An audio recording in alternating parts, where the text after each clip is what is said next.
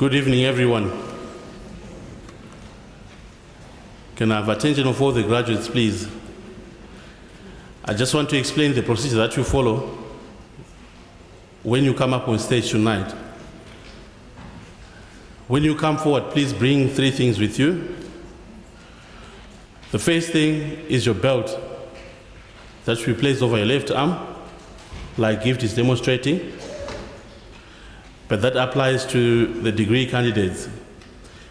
Those that are receiving diplomas, you'll be already wearing your belts when you come forward.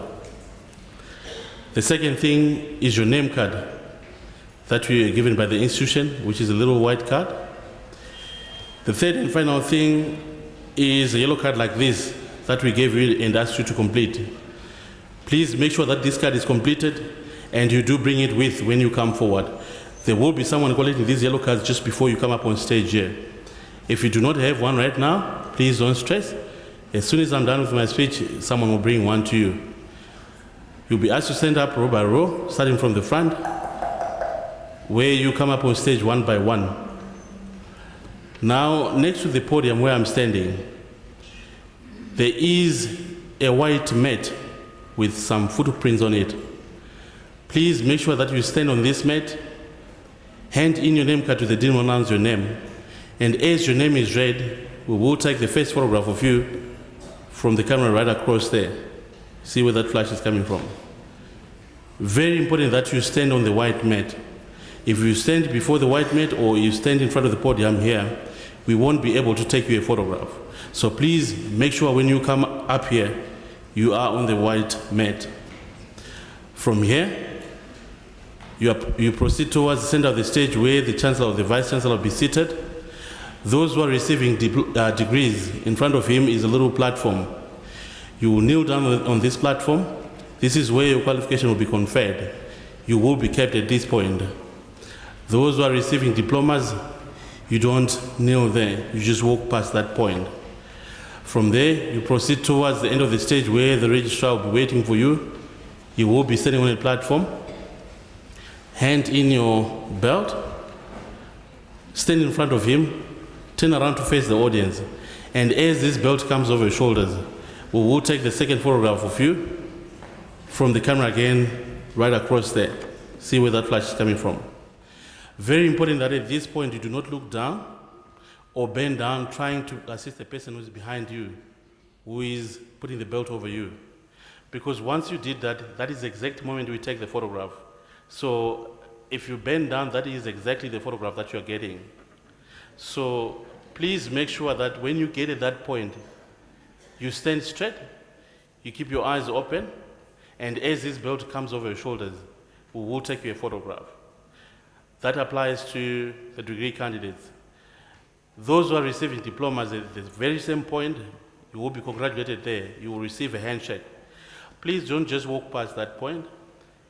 Wait there for a moment. Wait until the flash goes off.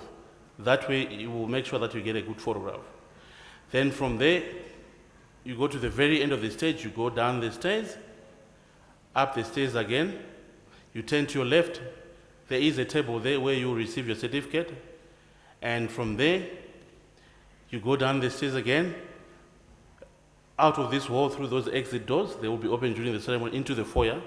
We will take you the third photograph of you in the foyer, which is the head and shoulder portrait of you. Then from there, you come back through these doors on my left here. They will be open again during the ceremony, and you find your way back to your seat. Now, it is very important to know that these photographs are taken for everyone. We will take every single person who walks across the stage here tonight. However, should you want to order these photographs, or if you want to order them, you can order them from us after the ceremony. We are situated downstairs at the main entrance to this building where you did your registration. We have also set up quite a number of studios there for those who would like to have pictures with their family and friends. So what you do after the ceremony is you just go downstairs. We have the forms that you need to complete there. You make a payment there. Remember, this is not for ordering the photos. This is just for identification purposes to know who is who. If you want these photographs, if you want to order these photographs, you come downstairs after the ceremony. Lastly, Should you not have one of these yellow cards, please raise up your hand. Someone will bring one to you. Thank you very much and enjoy your ceremony.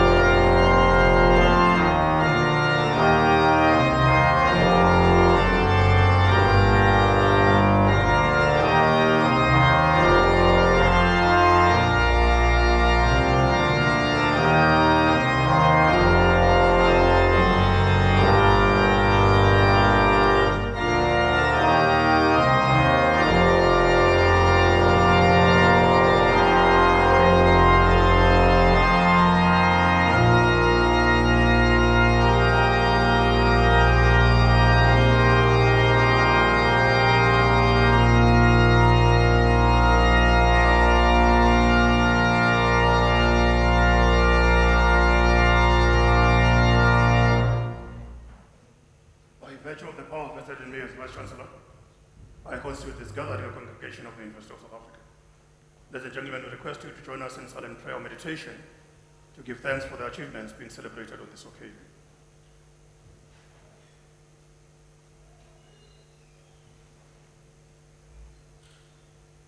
Thank you. We may be seated.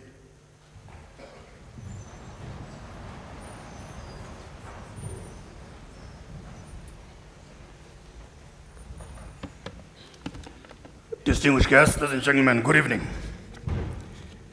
Wow, I did not get a response. Let me tell you the unfortunate thing about that. That unfortunately, I'm one person who's not phased. So I'll continue with the greetings until such time that I get a response. Distinguished guests, ladies and gentlemen, good evening. Good evening. Thank you so much. I just want all of us to be excited about being here for this graduation ceremony because it is part and parcel of the exciting journey where our loved ones have actually succeeded to earn their qualifications after hard work. So it is for that reason why I want to invite all of us to be as excited as the members of the academic procession are about this graduation ceremony. So ladies and gentlemen, before I can proceed with my opening remarks, I just want to recognize all the colleagues who are with me here this evening who are going to be officiating. In my case, as a principal and vice chancellor, I'll be part of the council of the university, but also part of the executive. And with me in the council, we have Mr. Sandy Libisi, Professor Mary Muleki, and Professor G.M. Nkondo. And from the side of my executive, we have Ms. Popi Chabalala, the Vice Principal responsible for ICT and CIO. We have Professor Andrew Phillips, the Acting Registrar, and Mrs. Kanya Matlare, who is the Executive Director of Institutional Advancement. Representing our colleges, we have Professor N. Duprier, Acting Director of the School of Criminal Justice, and Professor D.M. Farisani, Head of the College Academic Quality Assurance and Enhancement. Both of them are from the College of Law. And representing the College of Human Sciences, we have Professor Z.Z. Nkosi, who is the manager of tuition, learner support, and community engagement. Representing the College of Economic and Management Sciences, we have Professor O.M. Lidimo, the Chair of Department of Industrial and Organizational Psychology, and Professor W.N. Webb, the Chair of Department of Public Administration and Management. Representing the College of Agriculture and Environmental Sciences, we have the Executive Dean, Professor Linnington. Let me welcome the spouses and partners of all our office bearers who may be with us here tonight. Ladies and gentlemen, I just want to inform you that tonight it's a great day because we have the late Dr. Philip Ata Khosana, who is receiving his degree, the Doctor of Philosophy honoris causa, and he receives the degree posthumously. The degree will be received on his behalf and behalf of the family by Mr. Bani Khosana, who is the son of the late Dr. Philip Ata Khosana. Let me welcome the members of academic staff procession who are with us here tonight. And I also want to welcome our supervisors of all the doctoral candidates. Among these, it's Professor L. Roots, Professor N. Morgan, Professor J.S.S. Shole, and Professor R.A. Northover. And the doctoral degree candidates that I'll be addressing either as Mr. or Miss, just for the last time, is Miss Helena Elizabeth Maria Haskins, who will be receiving a DLitt at Phil, Mr. Tita Samuel Beya will be receiving a PhD, Mr. Justice Kobua Lekhodi also be receiving a PhD, and Ms. Janice Robertson will be receiving a PhD as well tonight. Let me welcome the members of our administrative staff who are also actively participating at the graduation ceremony. From the graduations division, Mr. Koos van Vuren and his colleagues. From institutional advancement, Dormina Nel, Ali Matebula, Nonsigalelo Nako, Nomsebenzi Ndela, Samuel Mahlangu, and Glacia Mamban. And colleagues from facilities, management, Kone Jacobs, and our organist, Dr. Oki Fermielen. Let me welcome all our very important guests here tonight. That is our graduandi and diplomandi. You are most welcome. 150 of you will be receiving your degrees and diplomas tonight. Let me welcome the guests of our honorary degree recipient, the late Dr. Philip Khosana. Among these, we have Ms. Elaine Khosana, Ms. Alice Khosana, Mrs. Margaret Malachi, Mrs. Mamuchaba Mahopela, Mr. Patrick Khosana, Ms. Rose Khosana, Mr. Godfrey Malachi, Ms. Togo Malachi, Mrs. Hotatso Malachi, Mr. Moses Khosana, Ms. Elizabeth Tlaling, Ms. Louise Mahopela, Mrs. Sekhofazo Khosana, Mr. Derek Litebele and Mrs. Litebele, Mr. Malusi Nyatlo, Professor and Mrs. Gumbo, Mr. Babalo Khosana, Ms. Lily Moroti, Mr. Pimelo Malifi and partner, Ms. Margaret Sija and partner, Mrs. Mapala Khosana, Mrs. Bayanda Khosana, and Ms. Professor Stephen Serudu, and Ms. Serudu. You are most welcome, Prof. Serudu, the retired professor of our university. Always glad to see you, Professor. Mrs. L. Luate, Mrs. Mudiechi Matoto and daughter, and Mrs. K.A. Mafisa. A special word of welcome also to Mr. Frank Mukwana, who is also our guest, who will be receiving the degree of BCom Financial Management in the College of Economics and Management Sciences.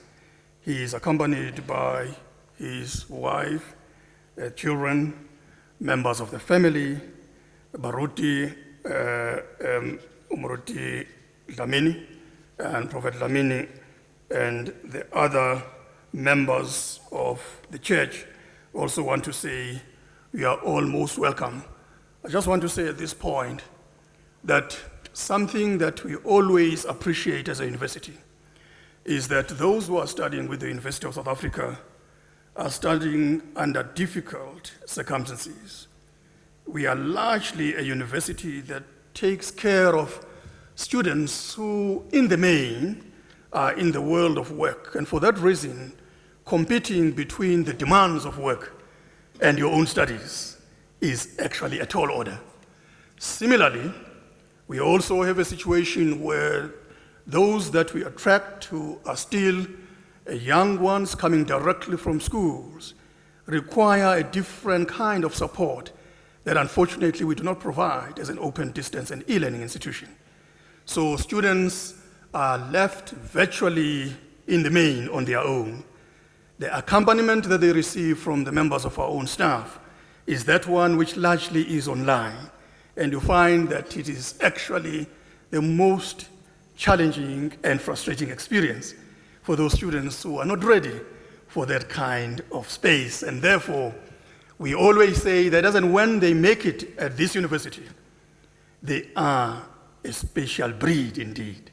And I just want to say we are very excited to have all of you here tonight because we know what it means to have made it up to this point. And I just want to say to the members of our families that we are all most welcome. So in this case, we are going to be having either our own parents or our grandparents, our aunts, uncles, our children or grandchildren, or maybe our nephews, nieces, and all the members of our extended families. You are all most welcome. Let me assure you, this graduation ceremony is dedicated to those who are receiving their degrees and diplomas. But similarly, it is dedicated to yourselves as members of the families. We know that our students succeed largely as a result of the support that you provide on an ongoing basis.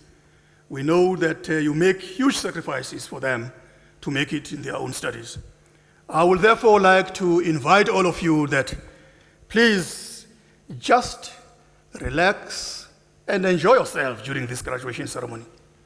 You know what is going to be happening here, which actually is going to be coming as a big surprise, is that as and when the names of your loved ones are presented by our executive deans and the senior officials of the university, you will be surprised that you will have the urge of clapping your hands.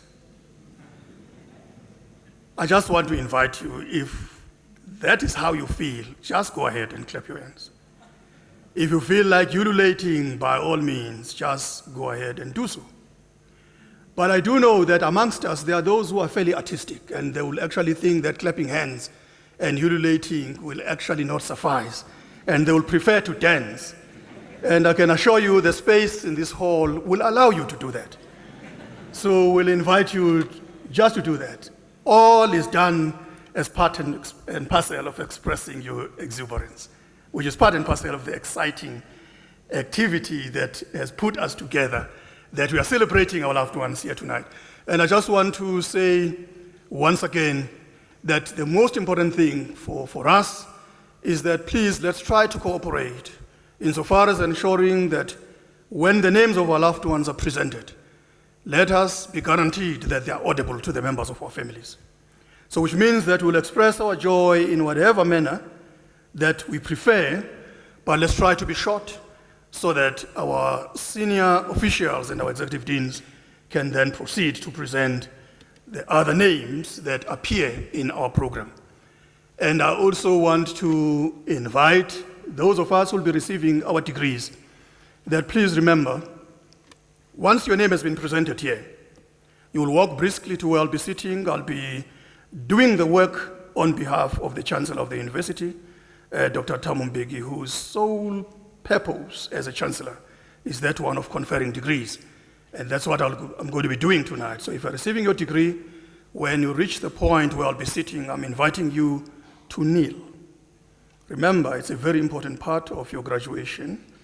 It's a symbolic act from your side where you'll be humbling yourself right at the point where we'll be conferring your degree. So which primarily means that at the point as in when you kneel, you won't be having a degree. You will only claim a degree after it's been conferred formally. So which is partly the reason why you have to kneel. As in when you stand, you are standing as a full graduate of the university. That's part of the reason why then Ms. Shabalala, the Vice Principal responsible for ICT, will then be congratulating you on the work well done. And soon thereafter, walk briskly to Prof. Phillips, our registrar, who will then be draping the hoods.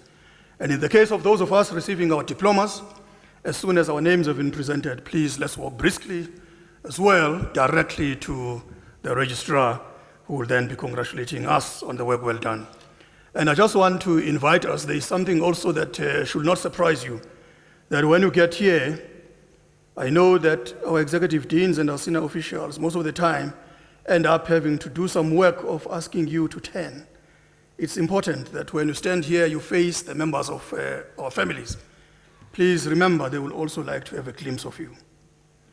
But a photograph will be taken as well. And similarly, when you reach the registrar, a photograph will be taken as and when he drapes your hood. And I request that as and when you stand there, please open your eyes so that you can at least see somebody who somehow resembles you. And I just want to reassure you that this is your diploma or your degree. You've earned it. So don't be surprised when once your name has been presented, you suddenly get so consumed in that anxiety and suddenly your legs start wobbling, because that will then be going against our expectations. Because remember that those legs have a serious job to do. They have to carry you through. So all that you need to do at that stage, just whisper to them to say that they must not disappoint you. At least for tonight, they must just carry you through. Ladies and gentlemen, let me invite all of us that let us sit back and enjoy this graduation ceremony tonight. Thank you so much.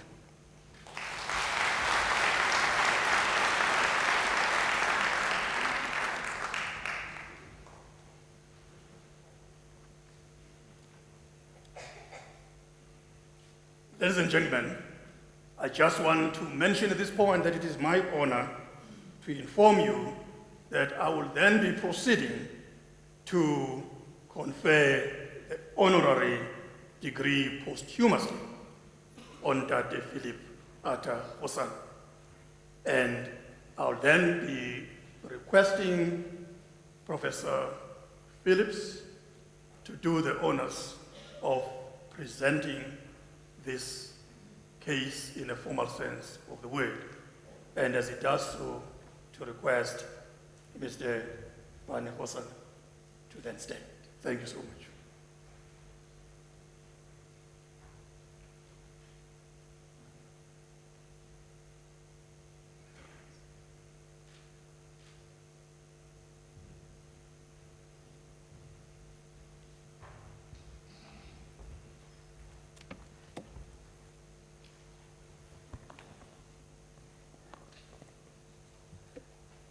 Mr. Vice-Chancellor,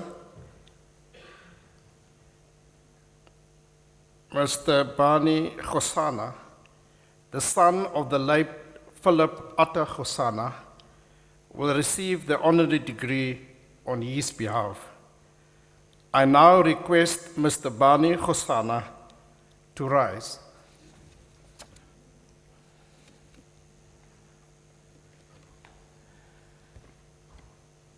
Philip Atta Khosana was born on 12 October 1936 in the village of Makapanstad, northwest of Hammanskraal, to Reverend Simon Khosana and his wife Letta. In his classic book, Lest We Forget 2016, Philip Khosana shares with readers that he first answered the Pan-Africanist Congress call for the liberation of all oppressed Africans whilst a student in Cape Town in 1959. He was a lifelong student, and in May 2016, at the age of 79, he completed a bachelor's degree in theology through the Theological Education Extension College.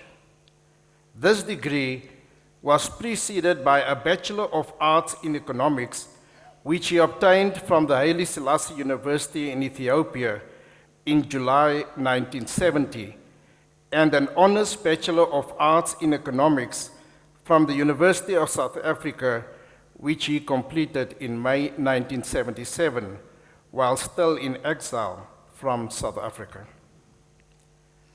The history of South Africa in the 1960s would be incomplete without an account of the actions and contributions of Philip Khosana.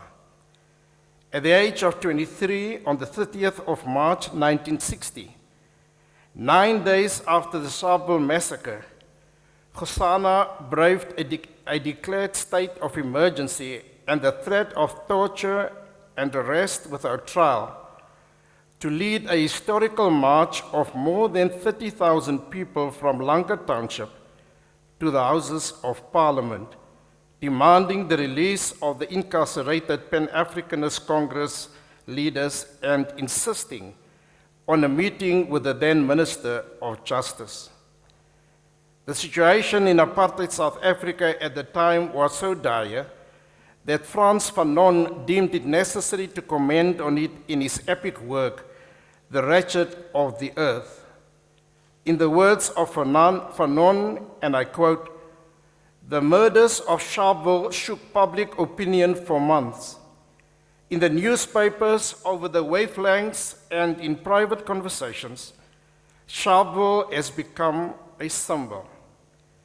It was through Sharpeville that men and women first became acquainted with the problem of apartheid in South Africa, close quote. As the embodiment of the ethos of Pan-Africanism, Philip Gosana has much to teach us in South Africa today regarding topics such as the land question, economic liberation, and the spirituality of liberation. He commented widely about the decolonization of the Christian faith, social justice, liberation, and equality. He was a clear voice of reason and an organic intellectual who fought against apartheid and the dehumanization of Africans. He actively embraced the ideas and ideals of the likes of Limu, Julius Nyerere, Kwame Nkrumah, A.P. Mda, Anton Lembede, and Robert Sobukwe. During his 30 years in exile, Philip Gosana demonstrated outstanding servant leadership qualities. He served the United Nations from 1976 until his retirement in 1996. During his tenure with the organization, he served as a program officer for UNICEF in Uganda, Sri Lanka, Tanzania, and Botswana. Until his passing on the 19th of April 2017, Philip Gosana worked tirelessly to achieve unity within the PAC. He inspired young people in the organization to pursue education, acquire skills, and to establish self-reliance initiatives to counter the unemployment, poverty, and growing inequality they faced. He engaged with young people and the organization concerning the importance of interpreting the current post-apartheid struggle from a Pan-Africanist perspective. He considered the land question to be central to an understanding of the current plight of the majority African people of this country. To this end, he chose to work closely with the farmers in his childhood home in Winterveld, north of Pretoria.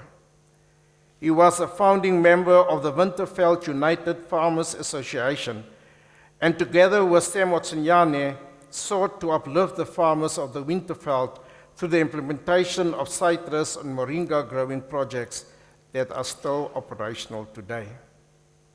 Philip Gosana was also a committed member of the Methodist Church of Southern Africa. In 1998, he qualified as a local preacher in the Mabopane circuit. In September 2019, he was posthumously ordained into the Order of Deacons of the Methodist Church after having completed all the requirements for the enrollment into this order prior to his passing in 2017.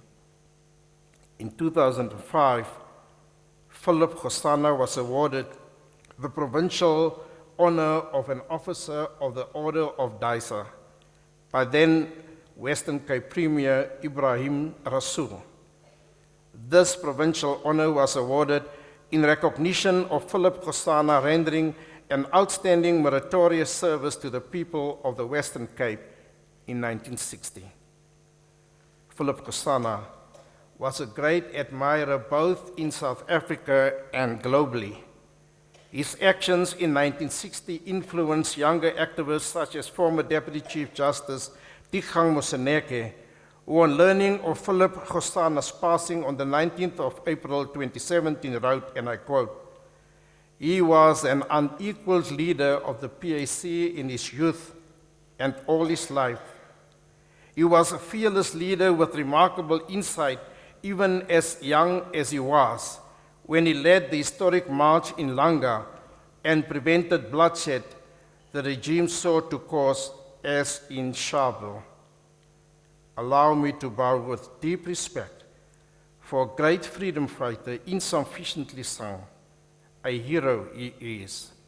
Close quote.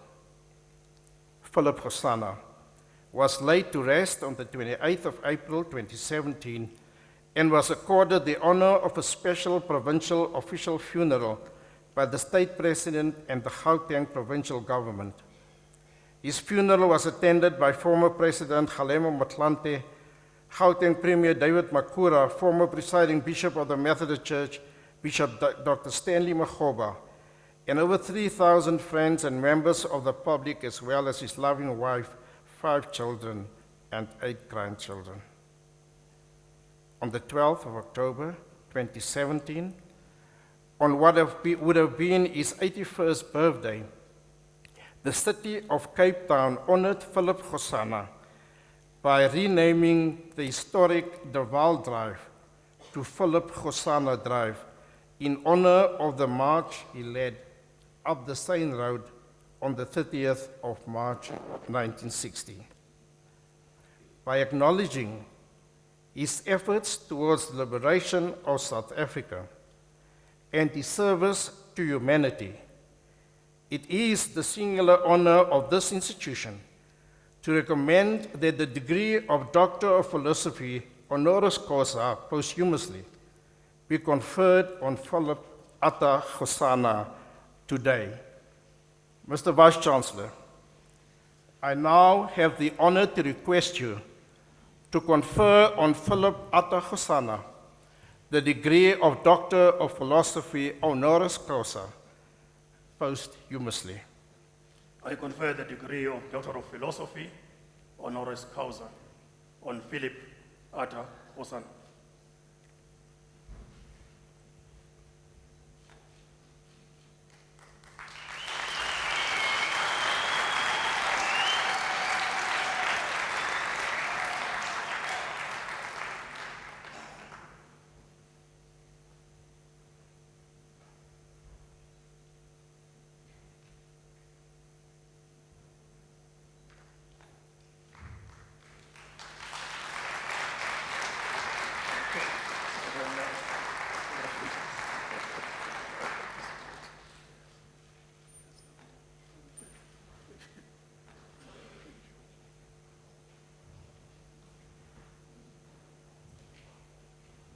Ladies and gentlemen, I now would like to request Mr. Bani Gosana to present a response. Thank you.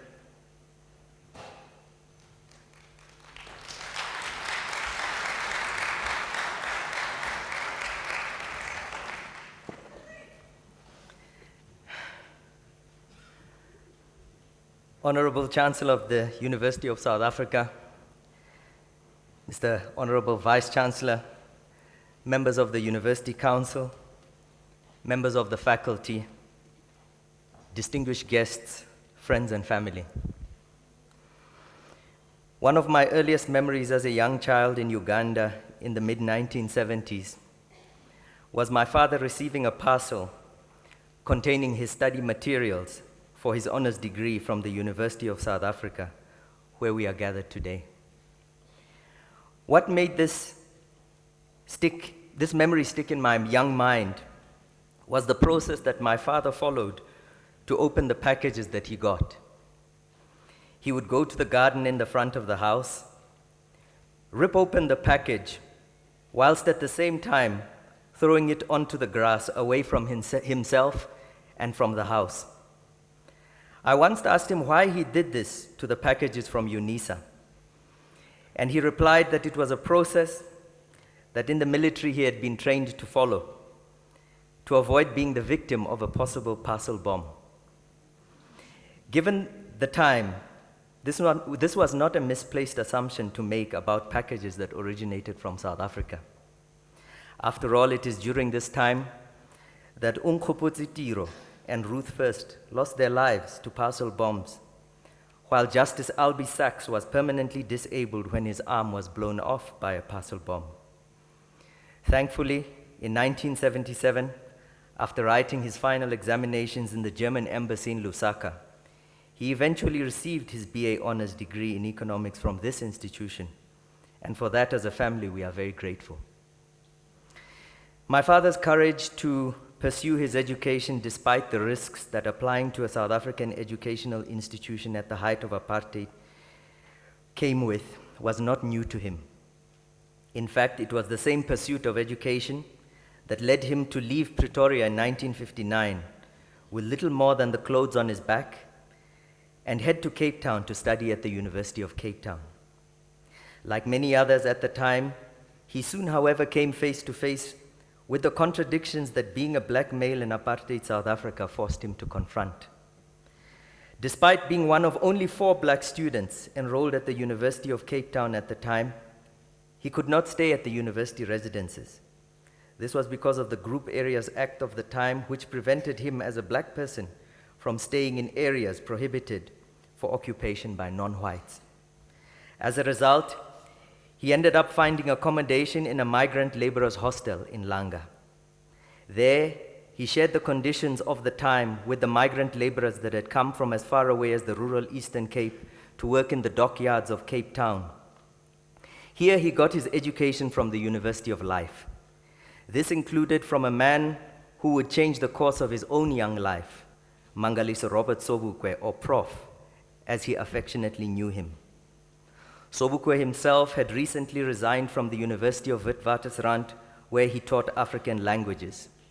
This he did once the decision had been made to launch the anti-pass campaign under the banner of the Pan-Africanist Congress that had been formed on the 6th of April 1959. Seeing the futility of continuing to pursue an education in the midst of the naked injustice that surrounded him, my father opted to join the struggle for the liberation of South Africa, or Azania, as he called it. The rest is history, as they say.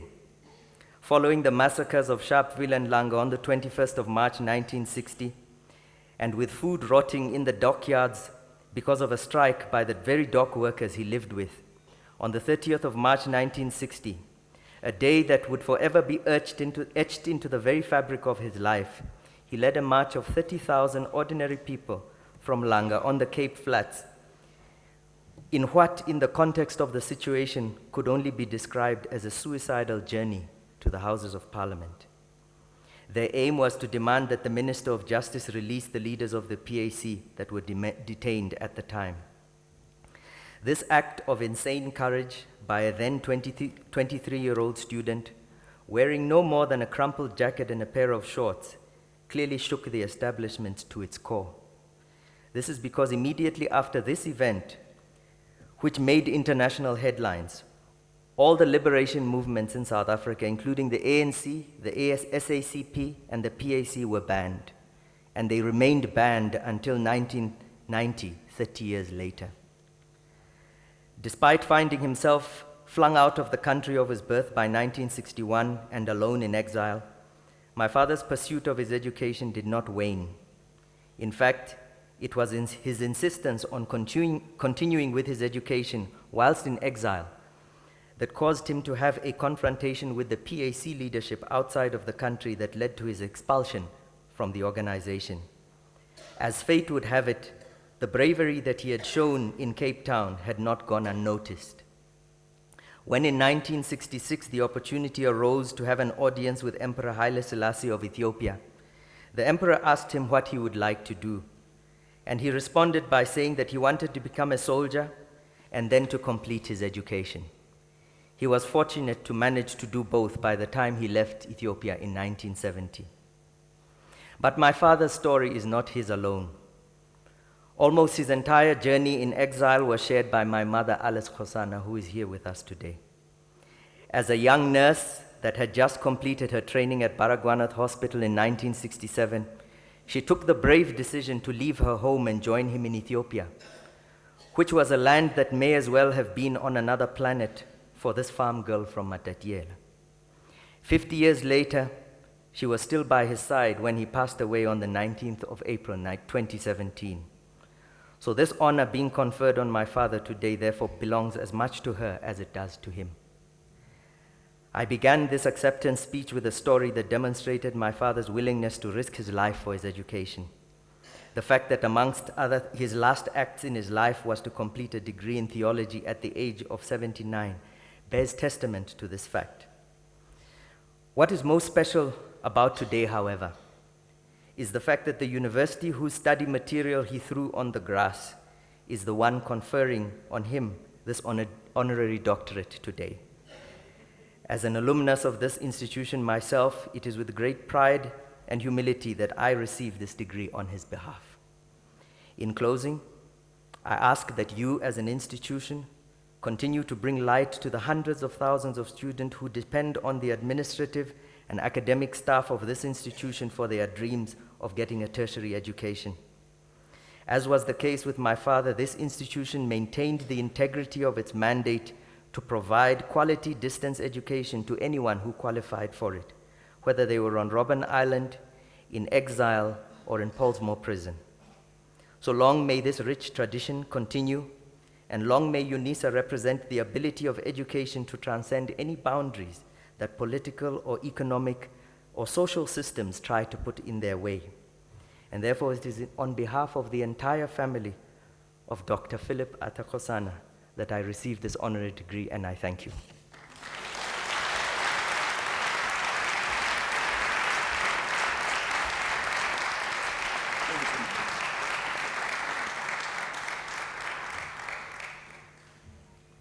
Ladies and gentlemen, I think it will be appropriate for me to say that having heard Mr. Pani Hosana in his response and the narrative that he has shared with us, it's becoming apparent for all of us to understand one thing that is actually common about this university, that it has succeeded throughout its existence to offer higher education to virtually everyone, regardless of their own circumstances and their backgrounds.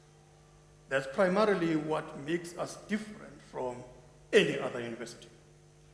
It is for this reason why, as an institution, we chose to change the vision of this university in 2004 and gave it an appropriate vision that from that time onwards, it was the African university in the service of humanity. A decade down the line, as we're reviewing the strategy, we said to ourselves, why did we choose that in the first instance? We said it's primarily as a result of its successes in shaping futures of virtually everyone else, from wherever they are, be it in this country, in our region, across the continent, or anywhere else in the world. So having said that, and having heard their response, we then begin to appreciate why this university has consistently done this wonderful work of offering accredited higher education that is recognized across the world. It is primarily because it has succeeded to stand by its own commitment of not discriminating on those who are supposed to pursue higher education. It has done that in the past. It has done that in the recent past. It is doing that today. It is going to do that also in future. Having been in existence for above 146 years and made a success of its own work, we are saying that we are looking forward to it also doing the same for the next 146 years and beyond. And Mr. Hosana, Mam Hosana, who is with us here tonight, we want to say once again that that work that we succeeded to deposit in the late Dr. Hosana's life is still the same work that we are depositing in the students that are pursuing their education with this university, which is what you are observing here. We've been graduating students since the first week of March this year. We've been doing so almost on a daily basis. We only had a break, which was fairly short, in May, and once again another short break in June and the first two weeks of July. And we started once again with the graduations. We are going to be continuing doing so until the 20th of November. That says a lot about what we are capable of providing to those who are keen to pursue education. Once again, on behalf of our council, our senate, our staff and students, I want to say thank you so much, Mr. Hosana. Ladies and gentlemen, I will now proceed to confer the degrees and diplomas of the university on the candidates whose names appear in the program, and I request our executive deans and our senior officials to present the candidates to me.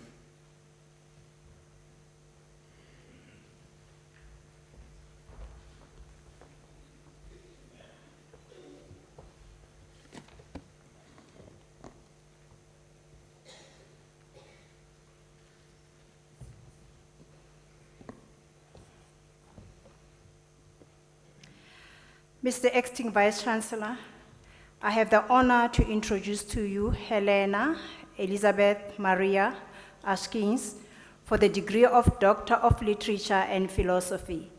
I request her supervisor, Professor Roots, to read the citation in support of the conferment of the degree. In her thesis entitled An Action Plan to Enhance a Sustainable Culture of Safety to Improve Patient Outcomes, Linda studied the safety behaviors required of nurses to provide safe health care and contribute to the enhancement of patient safety. A multiple method design was utilized to develop an action plan to enhance a sustainable culture of safety that can facilitate a safety culture among a culturally diverse nursing force caring for a culturally diverse patient community. Mr. Vice-Chancellor, I have the honor to request you to confer on Helena Elizabeth Maria Haskin the degree of Doctor of Literature and Philosophy. I confer the degree of Doctor of Literature and Philosophy on Helena Elizabeth Maria Haskins.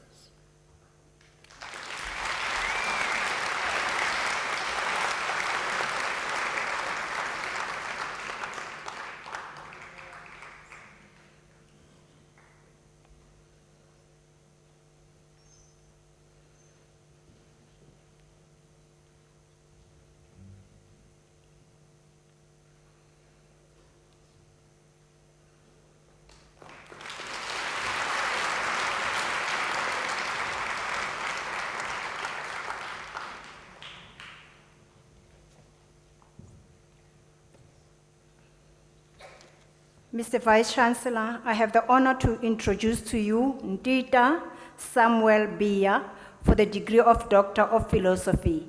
I request his supervisor, Professor Morgan, to read the citation in support of the conferment of the degree.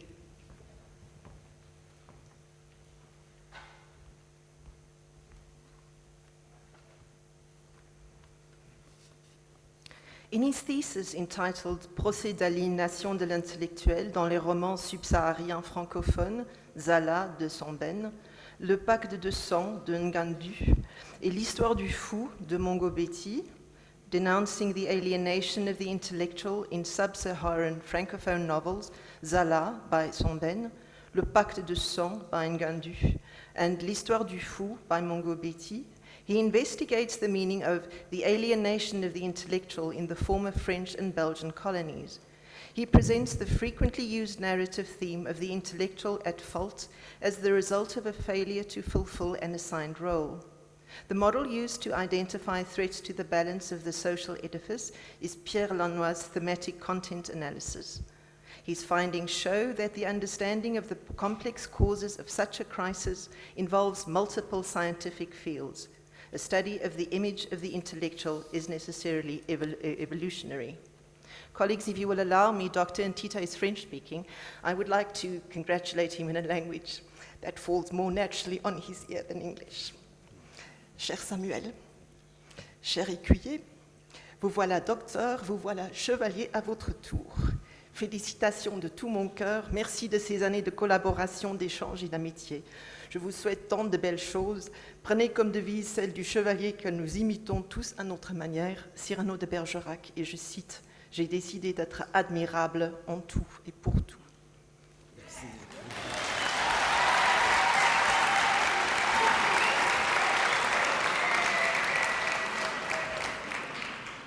Mr. Vice-Chancellor, I have the honor to request you to confer on Dita Samuel Bia the degree of Doctor of Philosophy. I confer the degree of Doctor of Philosophy on Dita Samuel Bia.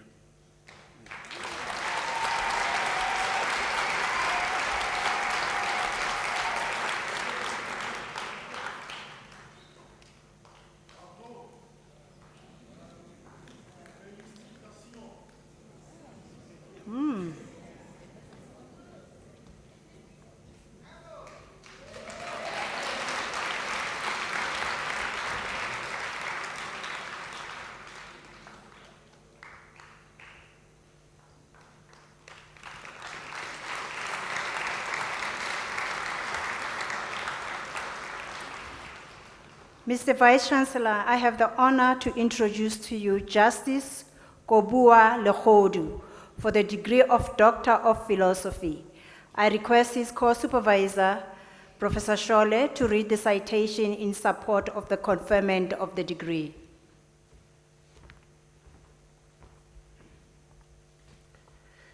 Mr. Vice Chancellor, in his thesis entitled Bokao jwa kabo ya dirwe tsa kgomo mo setsong sa Batswana ka molebo wa semiotic, the semiotics of cultural portioning of bovine beasts of slaughter among Batswana, Kobua Legodu thoroughly investigates the meaning of ritual portioning of beasts of slaughter in Setswana culture, having collected data from Setswana knowledge holders, traditional leaders, community elders, farmers, literature on Setswana laws and customs, as well as through observation and audio-visual recording of actual slaughtering and distribution of portions.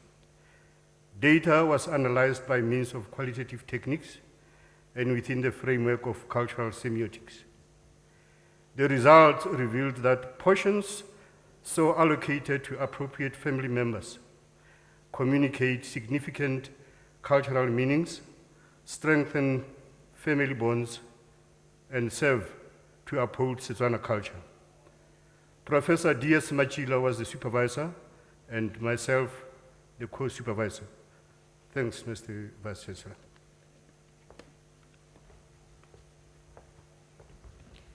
Mr. Vice Chancellor, I have the honor to request you to confer on Justice Kobua Legodu the degree of Doctor of Philosophy.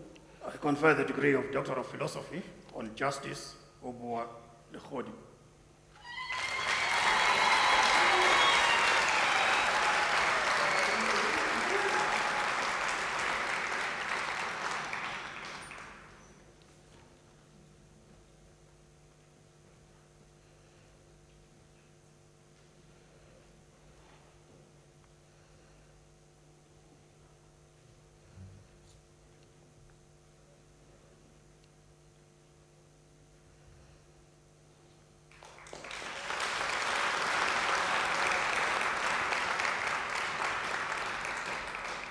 Mr. Vice Chancellor, I have the honor to introduce to you Janice Robertson for the degree of Doctor of Philosophy.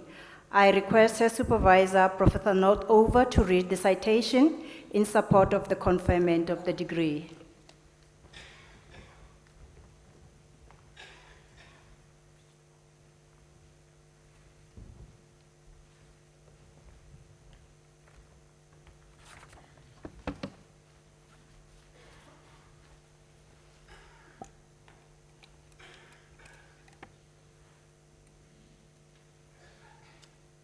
Mr. Vice Chancellor, in her thesis entitled At the Crossing Places, Representations of Masculinity in Selected 21st Century Children's Texts, she critically interrogates the various models of masculinity and manhood operant in selected recent popular youth and boys fiction.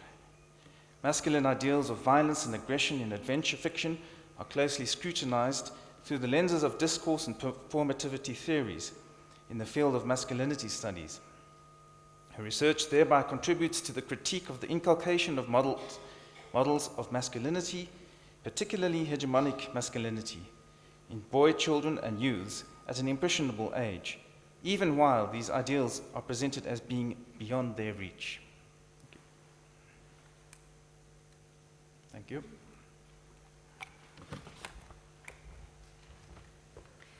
Mr. Vice Chancellor, I have the honor to request you to confer on Janice Robertson the degree of Doctor of Philosophy. I confer the degree of Doctor of Philosophy on Janice Robertson.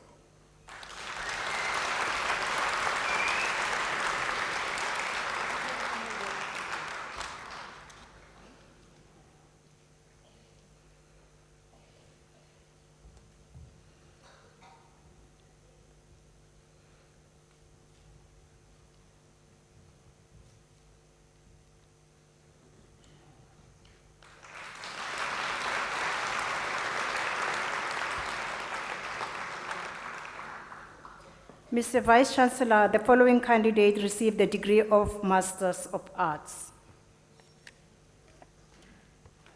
Mohlaechi Cornelia Mabiba.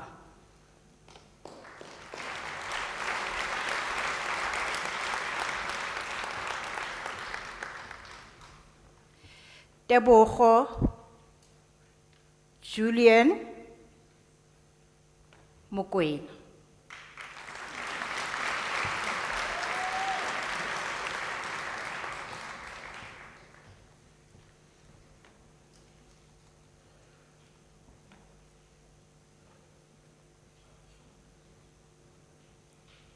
Mr. Vice Chancellor, Matamela Portia Maluba received the degree of Master of Public Health.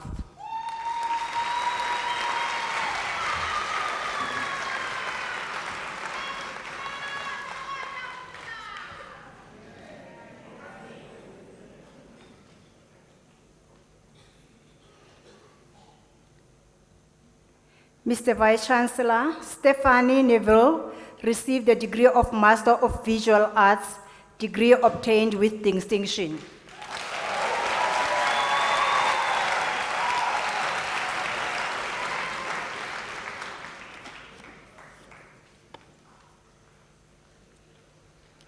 Mr. Vice Chancellor, Isaac Mudibe Nkadimeng received the degree of Master of Information Sciences.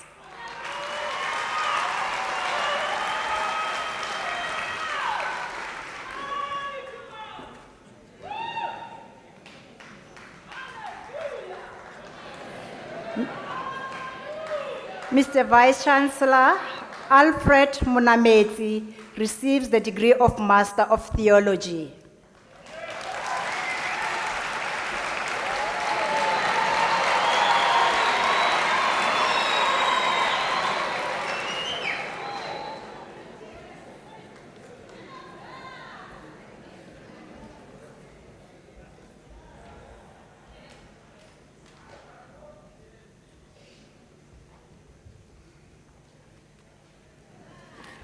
Mr. Vice Chancellor, the following candidates received the degree Master of Science.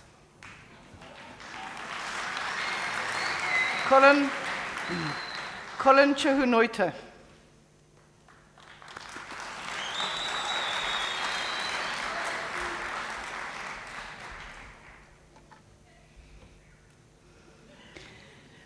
Elmarie Kruger Frank receives this degree with distinction.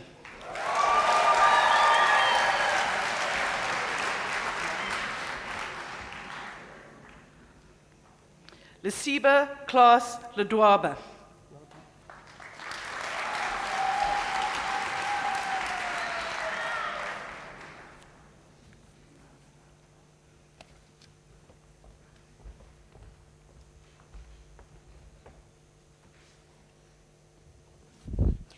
Mr. Vice Chancellor, the following candidate received the degree of Bachelor of Honors Arts. Andrew Rampe Hopolang Dibitso.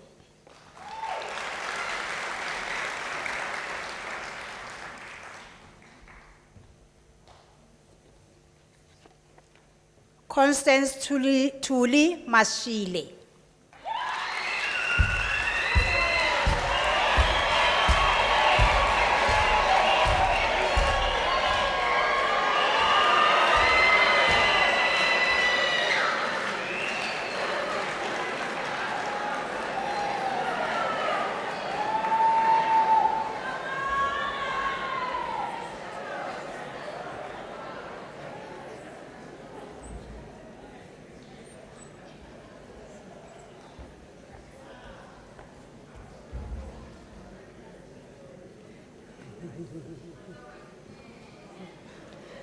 Mr. Vice Chancellor, Naval Kolsa receives the degree of Bachelor of Business Administration.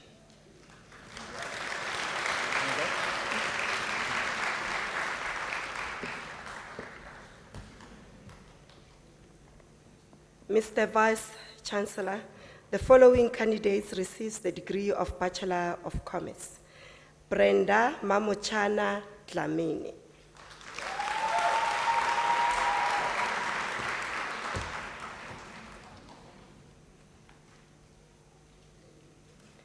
Tshepiso Phindile Mahlangu.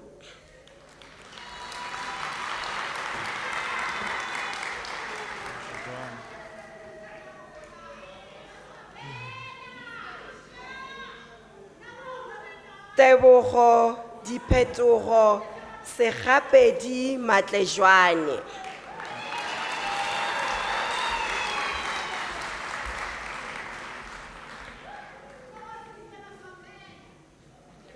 Mathabata Nicodemus Matli.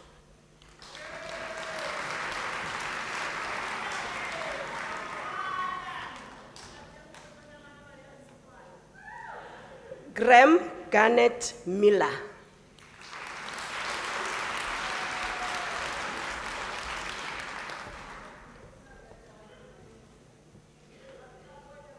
Marjorie Letta Mkonasi.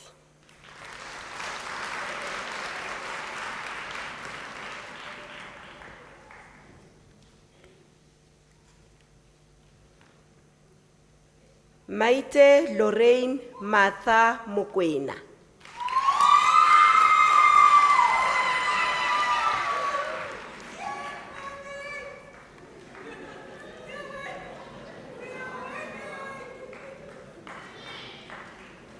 Frank Mokwana.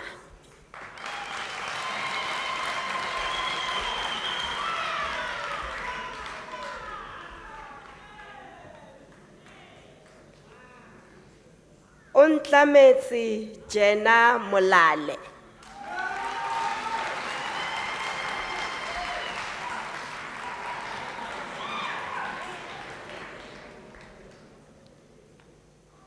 Cleopatra Marita Mwamba.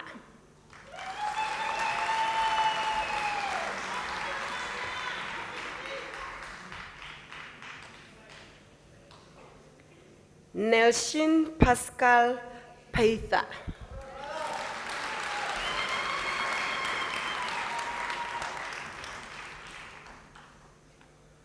William Arthur Ronald Wilshire.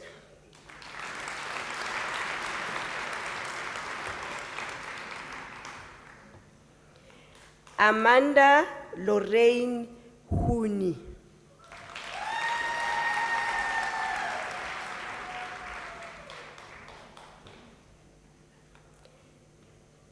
Lalita Naik.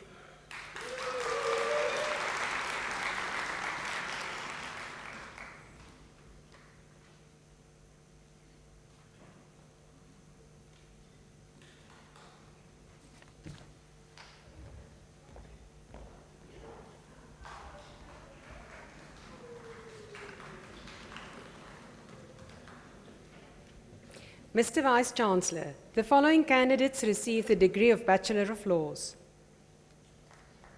Violet Koma Anika.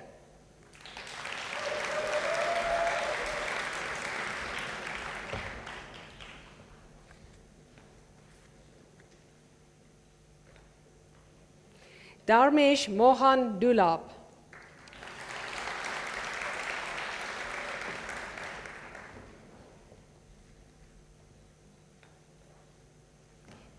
Zavana Edelstein.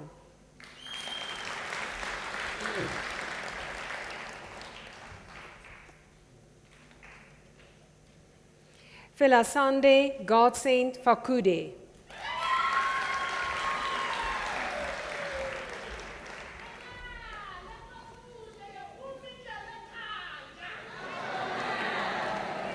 Niakadzinu Dominique Zavai Hawata.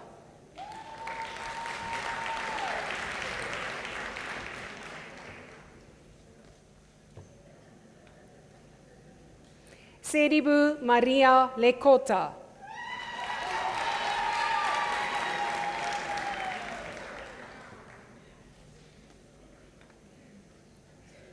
Marise Leroux.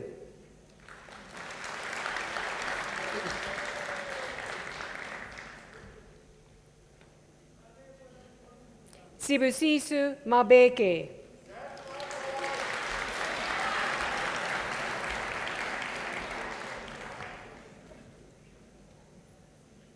Elina Muleke.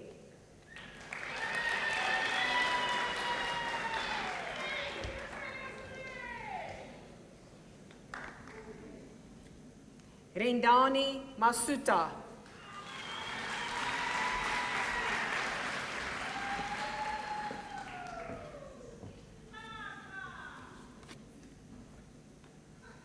Letty Marley Charlotte Mokwena.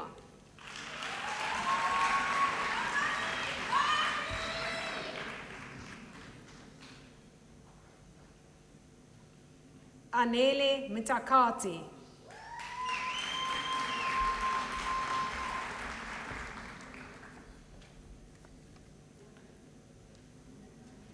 Mr. Vice-Chancellor, Dennis Mukonchongwe obtained his degree with distinction.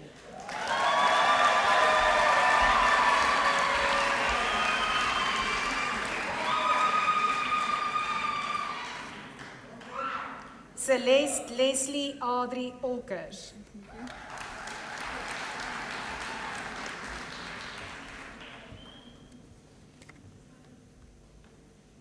Megan Kathleen Ratman.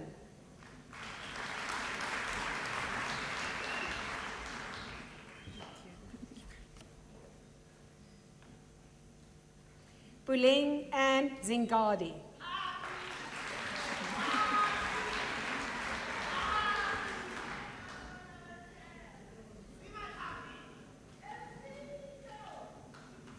Tokozani Zolile Sidu.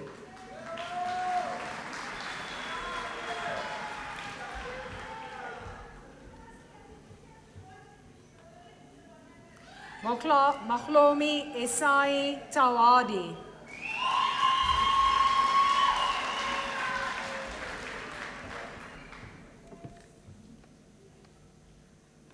Mabel Sophie Chabalala.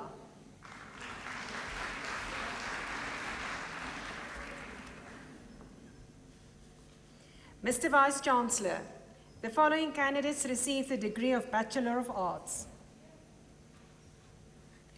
Nonoki Lindiwe Koza.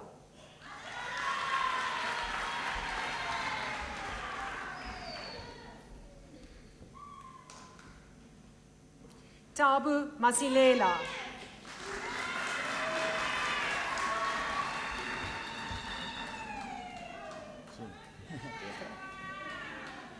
Reinhard Oosthuizen.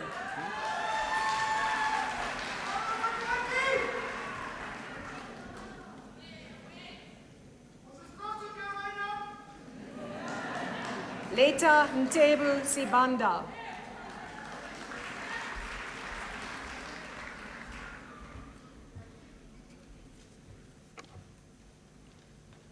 Mr. Vice-Chancellor, the following candidates received the degree of Bachelor of Commerce.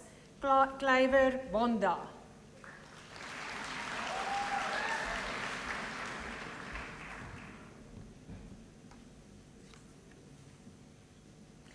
Katlegu Mujaji Kekana.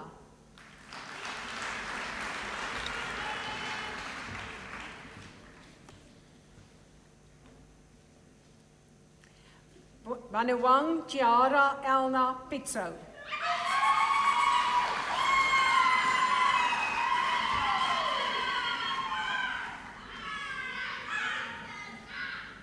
Gabriela Chaya Ralph.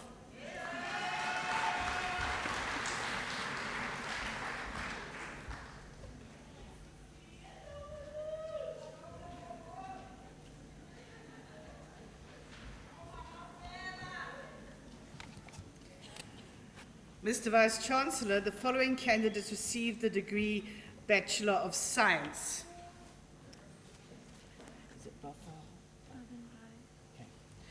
Viva Bhavanbhai receives this degree with distinction.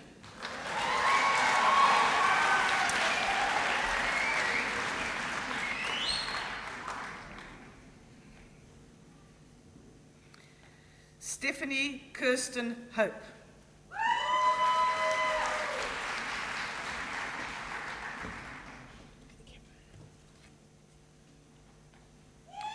Irma Margaret Malatsi.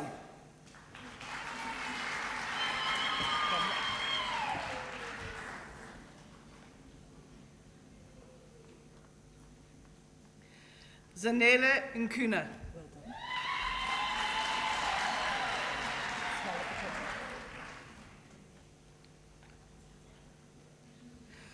Kawabu Emmanuel Skusana.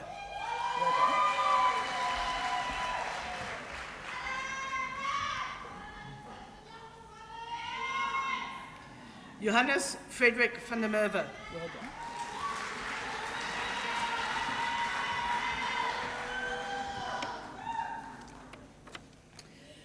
Mr. Vice-Chancellor, the following candidates received the degree Bachelor of Science, Agricultural Science. Giva Meneni Matabula.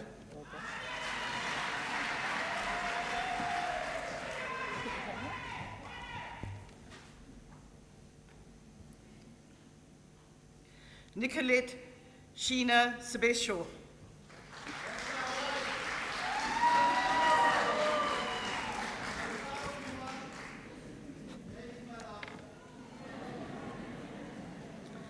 Mr. Vice-Chancellor, the following candidates received the degree Baccalaureus Technologiae. Martin Kukudu Priscilla Langer.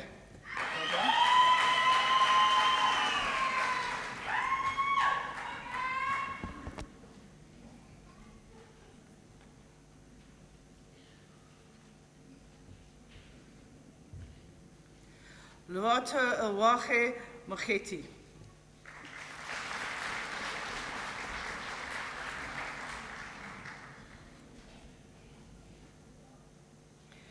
Bongire Rita Silinda.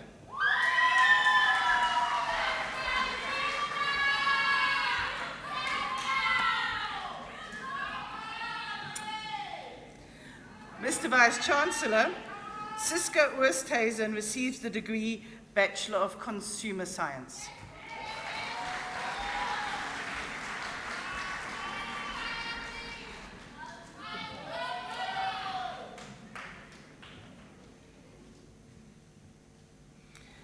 Mr. Vice-Chancellor, the following candidates received the degree Bachelor of Arts. Trust Anthony Chinyama.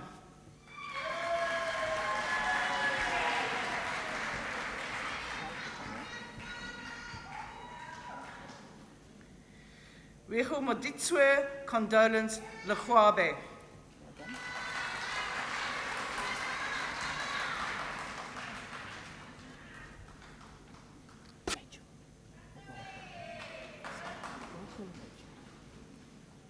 Rahul Blessing Makabele.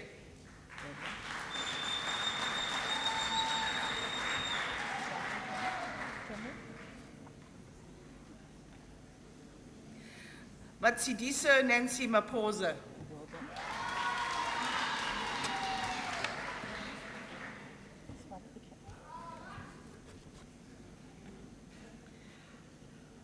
Philia Offering Mashechu.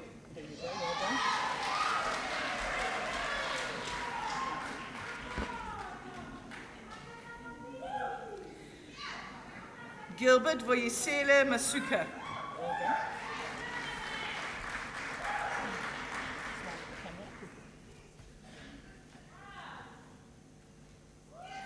Inyiko Given Matabula.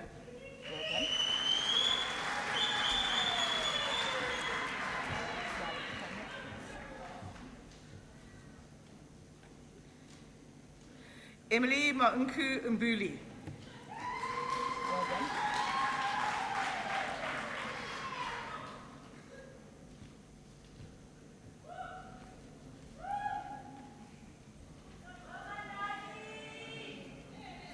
Nwabisa Mduini.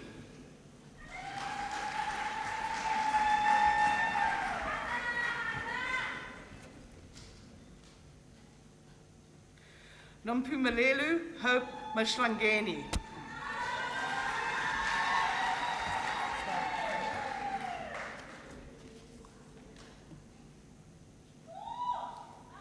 Colin Mudzumeti.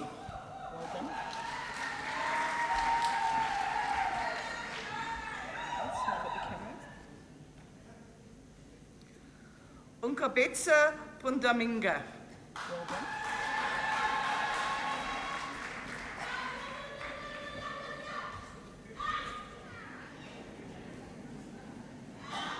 Sinikezwi Harmony Radebe.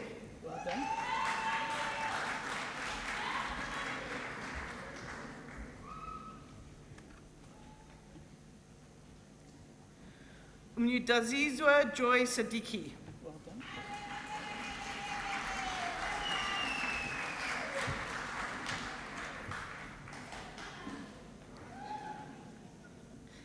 Rachel Kitumetsa Shlapani.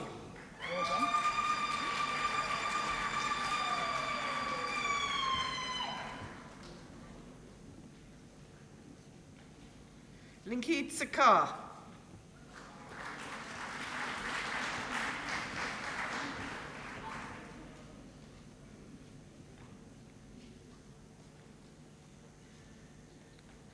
Bonola Vivian Tichnane.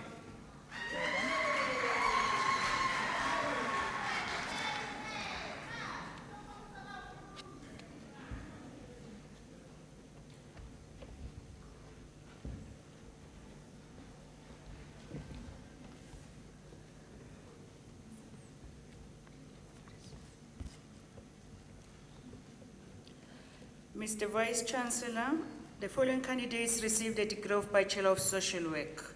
Funke Ayomide Duraje.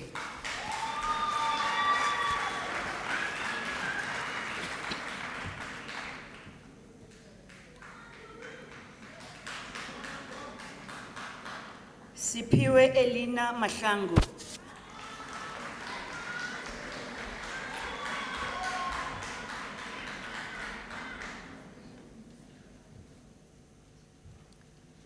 Mr. Vice Chancellor, the following candidates received a degree of Bachelor of Arts in Nursing Science. Busisiwe Precious Gwebu.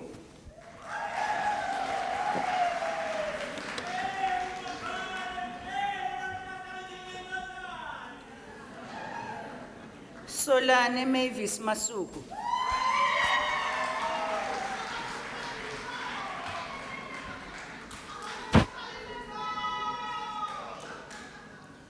Mapule Boipapi Peta Mukwena.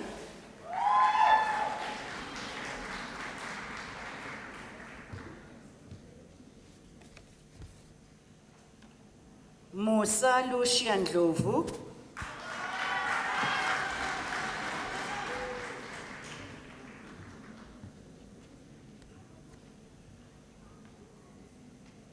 Shailet Nyati.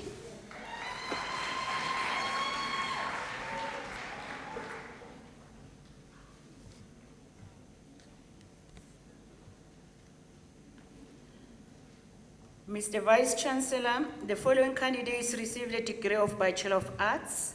Maxine Frith Nisi.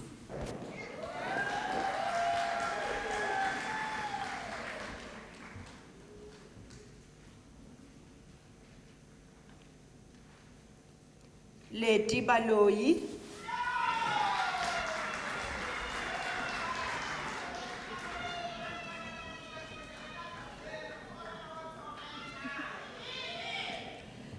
Elisesta Mariette Bosman.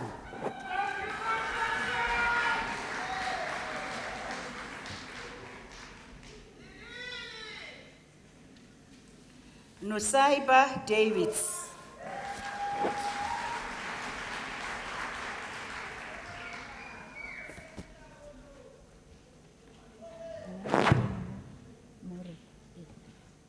More Nelly Malahlela.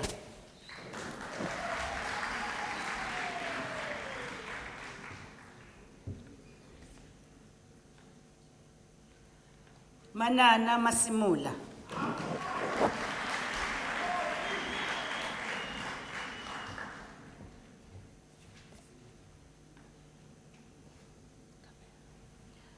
Rutendo Olivia Chipo Mazaika.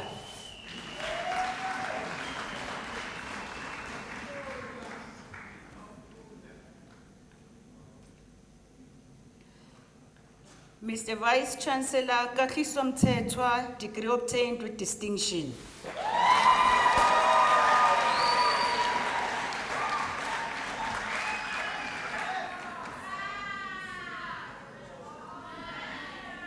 Moira Jean Golden, degree obtained with distinction.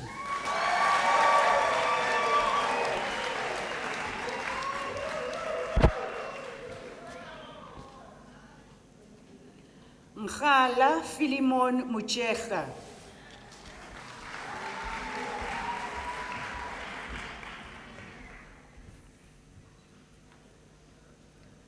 Samira Bamath.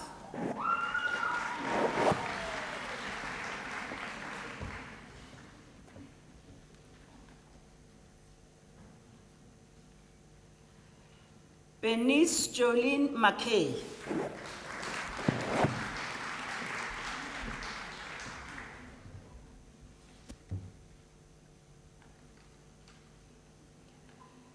Sanana Betty Matlala.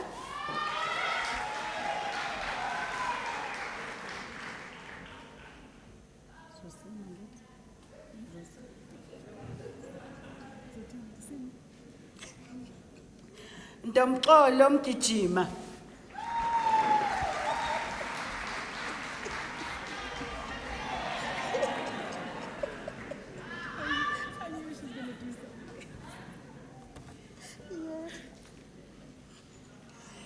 Busisiwe Nomthimbasi Mhlanga.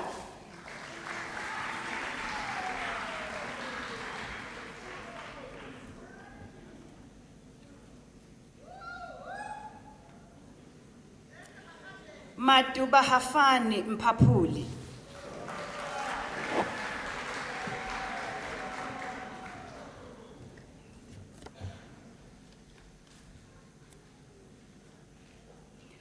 Thobeka Ndlangana.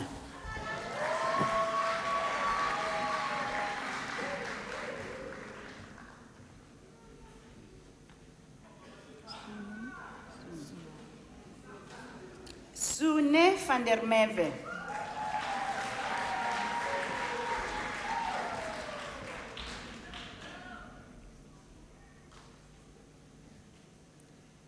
Tilda Zembe.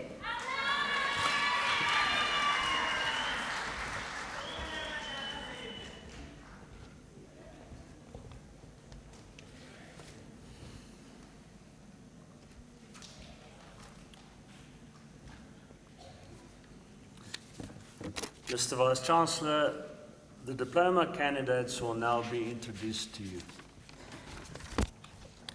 Mr. Vice-Chancellor, Malikole Tsengiwe receives the postgraduate diploma.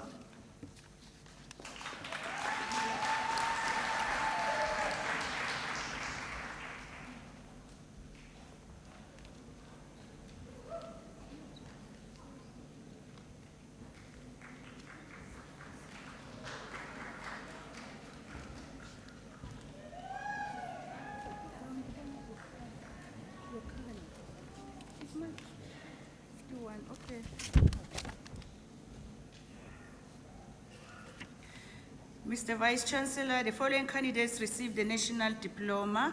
Yonela Petronella Joy.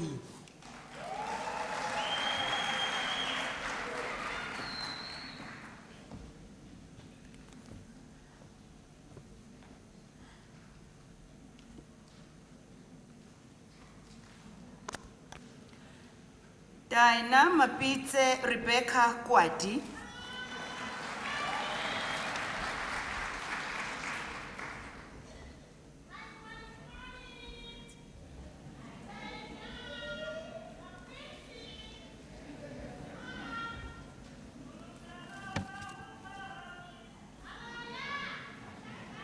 Mr. Vice-Chancellor, Fanwell Shongwe receives the diploma in the College of Agriculture and Environmental Sciences. Well done.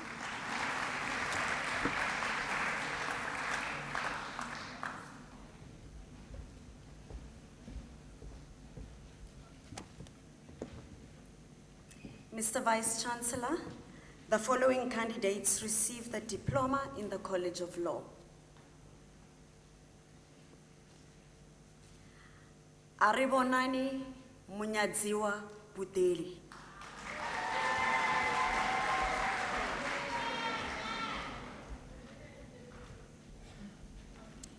Peter Regan Goeieman.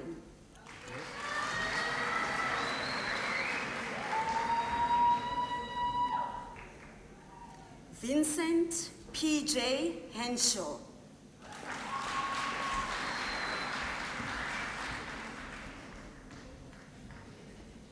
Tabiso William Mahabu.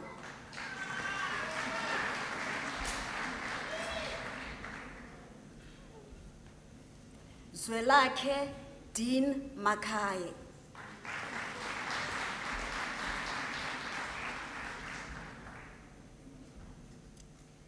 Tsepo McDonald Makubiane.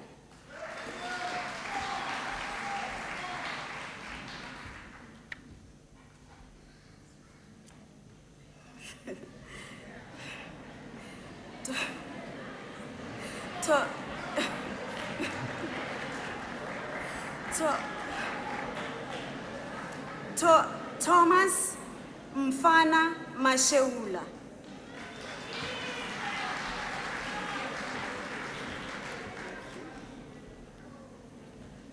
Nomsa Gaugelo Gracious Mohali.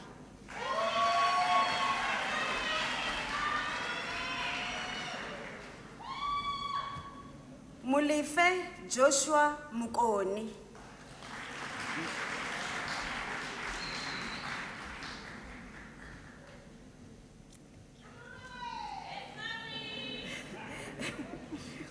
Khumutso Caroline Mutileng.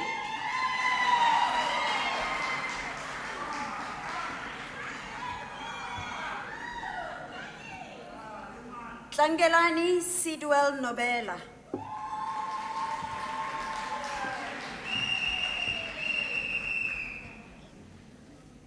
Kamogelo Godfrey Puluhan.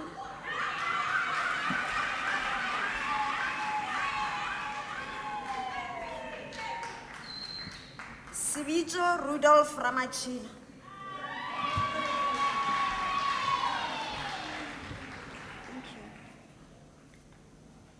Nchovelo Eustace Rangani.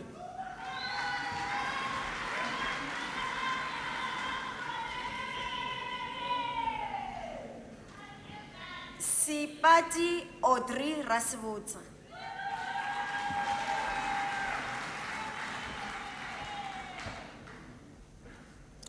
Pulani Ruth Siabo.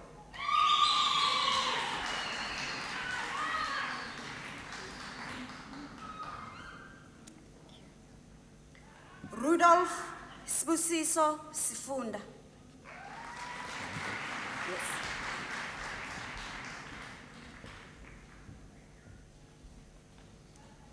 Good stuff, Swartz.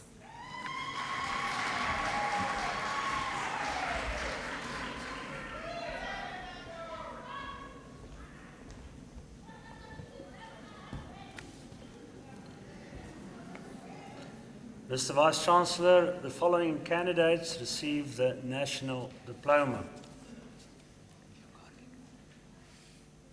Tanya Gissing.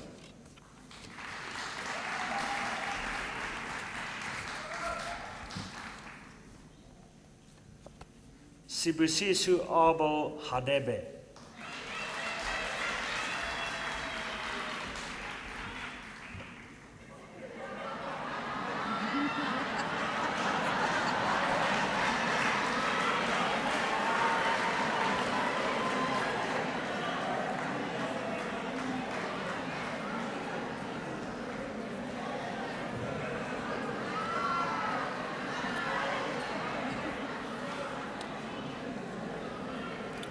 Mamoretlo Miriam Modukanela.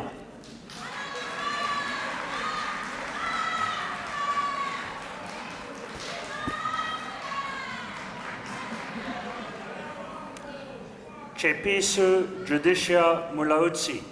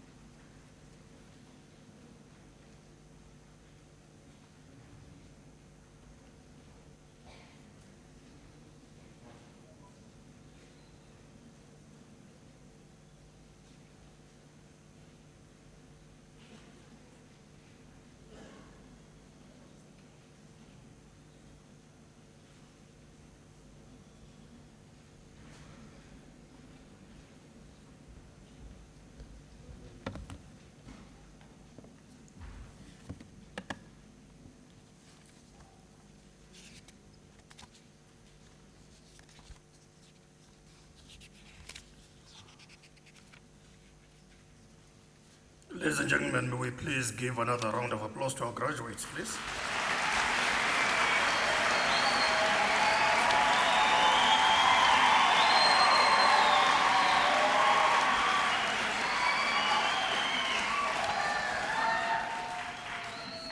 Ladies and gentlemen, I just want to welcome in our midst our new doctors, starting with Dr.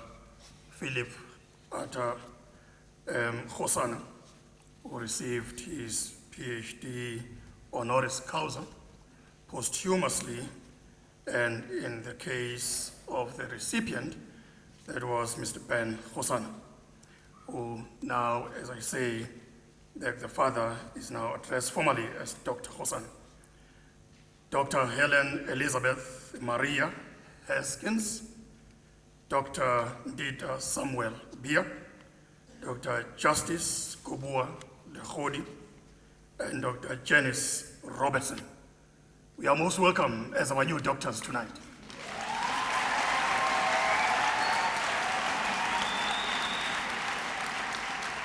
As I welcome you, I just want to thank our supervisors, because as we all know, that it is their work that always assists us to have that guarantee that students who are supervised by them will make a success of their own research.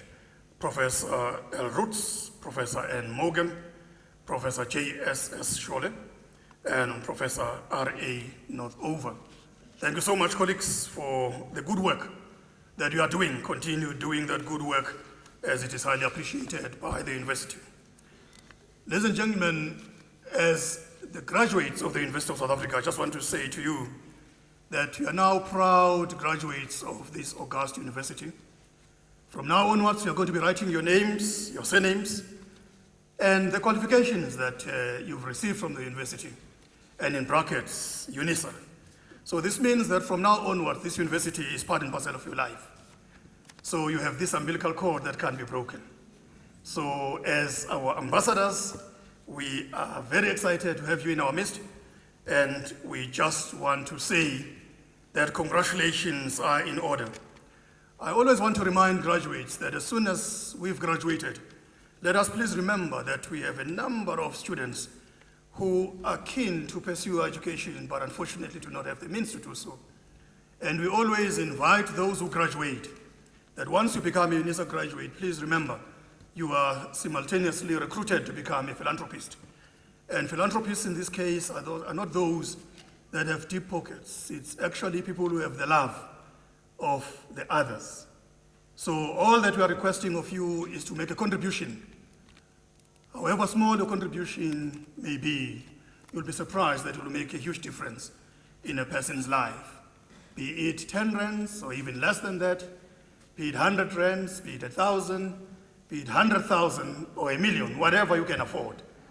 We always say, please remember, you are doing it out of love. And the students who will be beneficiaries of this effort from your side will always be excited, because once we've put together all these amounts that our alumni contribute to our bursary fund, it assists a significant number of students. So I just want to tell you that making this contribution is very easy. You are not going to be expected to leave your own workplace or your home, or even the university if you happen to pursue your further studies here and you happen to be arriving on a full-time basis, at our various campuses. This contribution is made via our online platform. So it's www.unisa.ac.za, and you just choose the button Donate. And once you've done so, there's one thing that will pop up on your screen is how much are you ready to donate. Once you've made up your mind on the amount and you press that button, let me assure you that amount will be reflected on our bursary fund immediately. And I just want to invite all of you that let's please do so. And you'll be surprised that, by the way, after doing that, you will actually experience the freedom that you've never experienced in your life. So please make such a contribution. Ladies and gentlemen, I just want to request all the graduates that having graduated, you must remember that it is mainly as a result of the support that we've received, also from the members of our families, and I just want you to stand, hold your certificates with your right hands, don't take them out of the envelopes, keep them there, and then once you are on your feet, as a symbol of gratitude, I just want you to wave them in the direction of the members of our families. Shall we do so?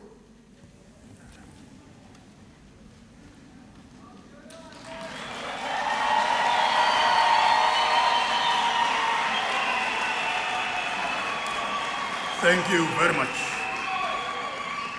Thank you very much.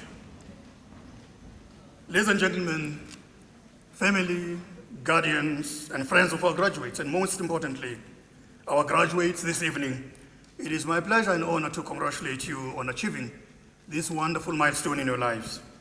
I also wish to express and convey the congratulations on your own lecturers, your professors, and every member of staff who've accompanied you on your journey. We know that you've worked together with them to co-create knowledge and learning in this increasingly uncertain world. Graduations are a great time of celebration. They are a time when we enjoy an immense sense of celebration, and we do so because we are observing you for the job well done. I just want to say that this is a time people such as myself are tasked to congratulate you and share profound words of wisdom and exhortation that you will take with you when you leave this place this evening, and that you'll hopefully remember as you continue on your life's journey, which I trust will include lifelong learning. We always encourage our own graduates that at this day and age, with the changes that are taking place so rapidly around us, it is important for us to continue ensuring that we are upgrading ourselves so that we can have the necessary knowledge and skills that are appropriate in the world that we are inheriting. I just want to say that as a university, there are so many things that we are doing currently in order to be guaranteed that the graduates that we are churning out are those who are going to be excited about their own qualifications. Pedagogy at our institution is undergoing fundamental transformation in terms of didactics, curriculum, and assessment. Teaching methods continue to be more facilitative in terms of the role of our own educators. Far greater student involvement is witnessed, increasing use of technology, content that is more contextually relevant, and more streamlined and efficient assessment practices are now in place.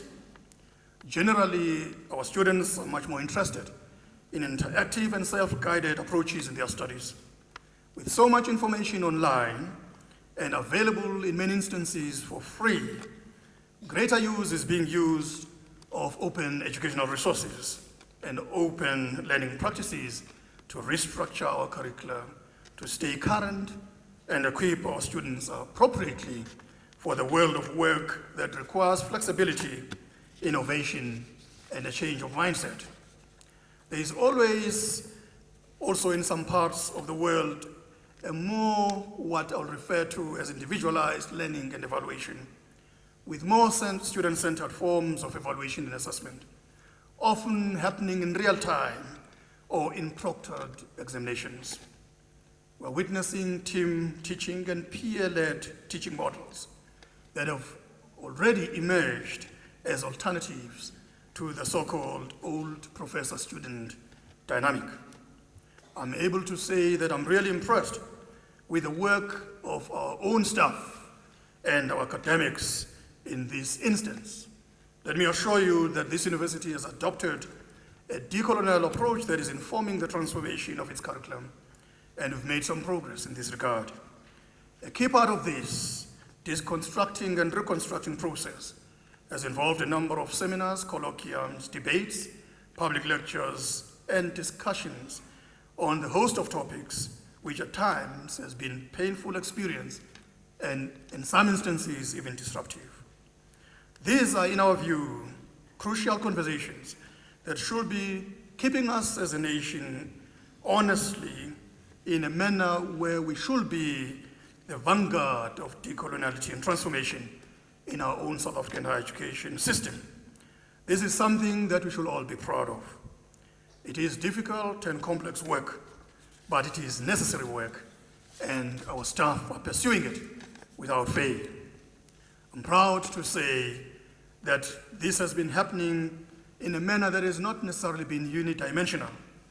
As a university, we have an academe that has demonstrated its commitment to their own development and progress and to the growth of their own disciplines and research, including through collaborations. The number of our rated researchers has been growing year on year. Academics are consistently receiving accolades and are being appointed in various boards and committees. This is an acknowledgement of their professionalism and expertise, and we're proud to say that we have a number of academics who are at the forefront of this particular development. I just want to say that just last week, if you may not have been aware, that we were awarded 3 new patents thanks to our own staff at this university. And I just want to say this shows the capability of the staff that are in our midst. And I want to say once again, we are excited to have you in our midst. But ladies and gentlemen, saying this does not in any way discount the challenges that are confronting us in our own environment. We all know that the developments that we've experienced around us have been instructive in so many ways.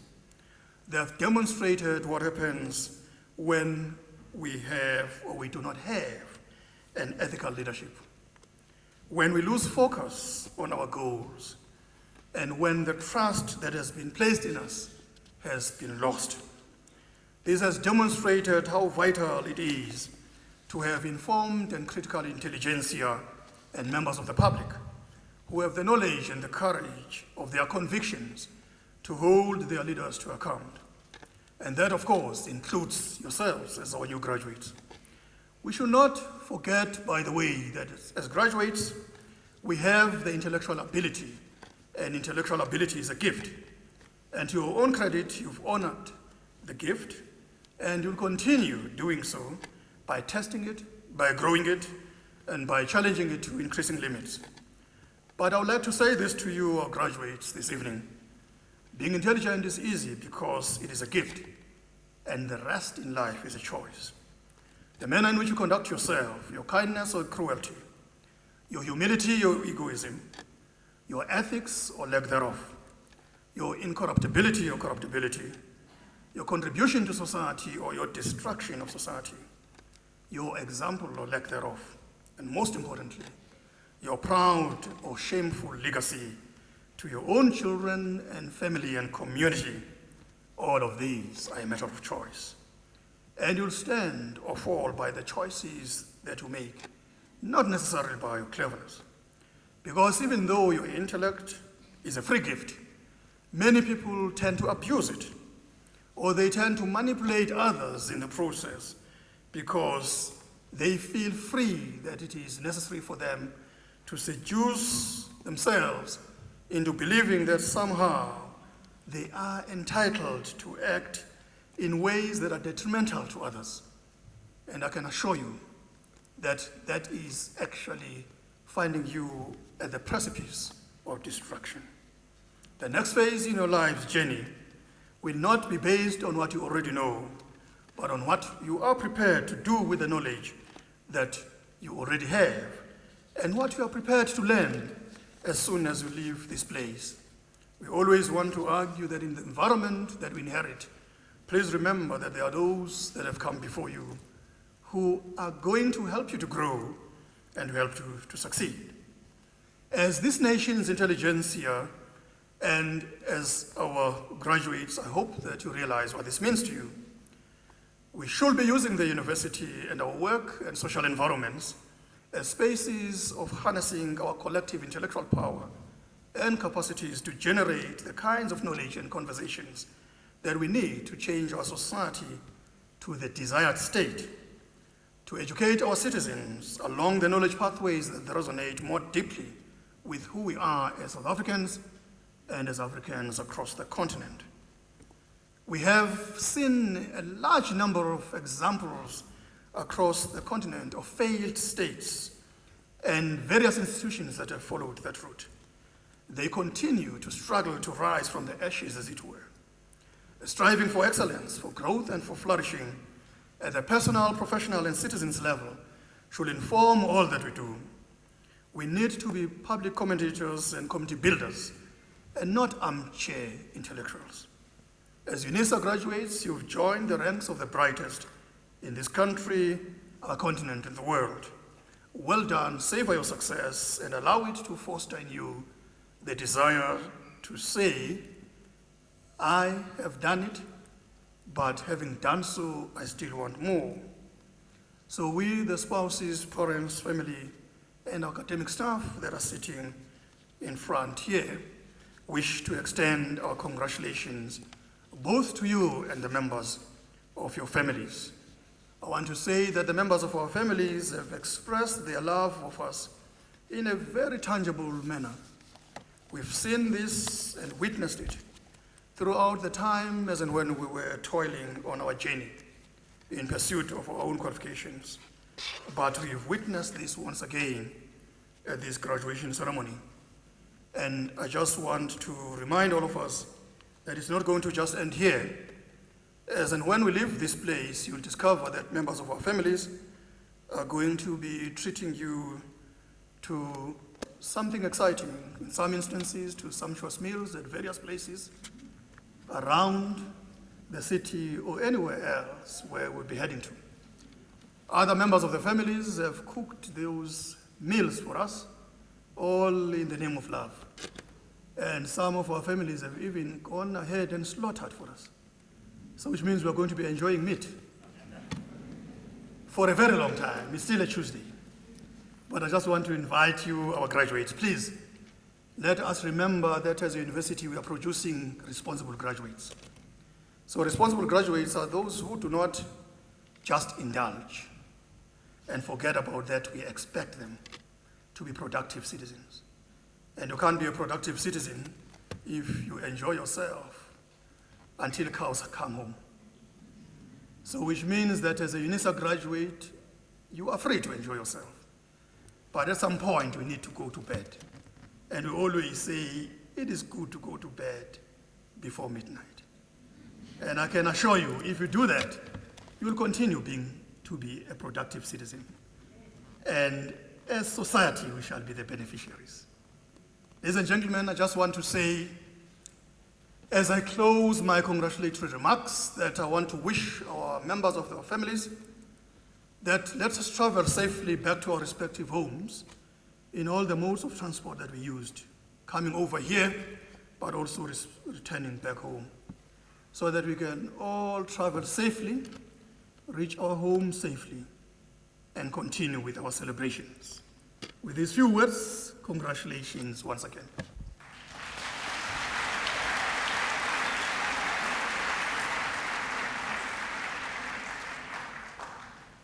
Ladies and gentlemen, I would now like to request all of us to stand for the singing of the national anthem, the words of which are to be found in our own programs. I just want to request that as soon as we've sung the national anthem, that we all remain standing to enable me to dissolve the congregation. But I would also like to request all of us that let's remain standing in order to allow the academic procession to leave the hall. Now, when we sing the national anthem, the expectation from our side is that all of us must be excited about the national anthem. So I'll therefore be expecting that we sing with gusto, and we shall be accompanied by the musical instruments. Shall we all sing the national anthem?